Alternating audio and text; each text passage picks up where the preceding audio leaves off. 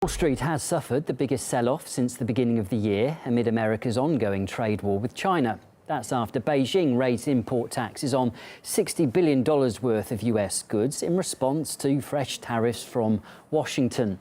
On Friday, Washington hiked tariffs on $200 billion worth of Chinese goods. The latest tit-for-tat exchange between the two countries came after trade talks failed to produce a deal.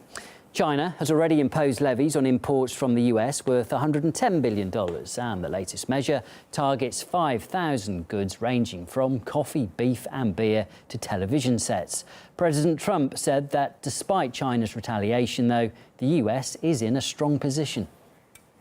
I love the position we're in, so our farmers will be very happy, our manufacturers will be very happy, and our government is very happy because we're taking in tens of billions of dollars. I think it's working out very well.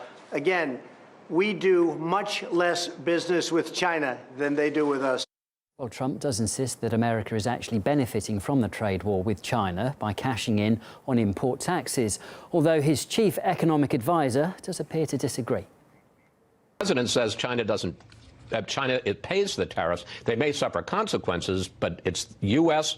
businesses and U.S. consumers who pay, correct? Yes, to some extent. Yeah, I don't disagree with that. Again, both sides will suffer on this. I think Trump has staked a claim in the mind of his supporters to be this great negotiator, and I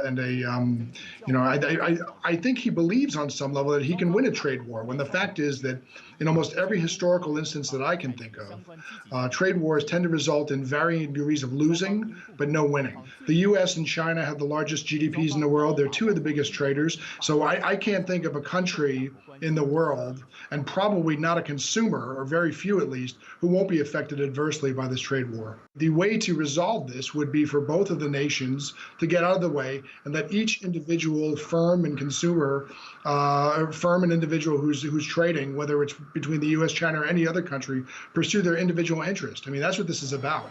It's an individual assessment whether or not you're being taken advantage of. And Trump typically likes to say that the U.S. has a trade deficit, and that's a tremendous misrepresentation. As a matter of fact, the U.S. does have a trade deficit with China in terms of goods, but it has a massive trade surplus in services. Unfortunately, there's a lot more awfulness that can come out of this.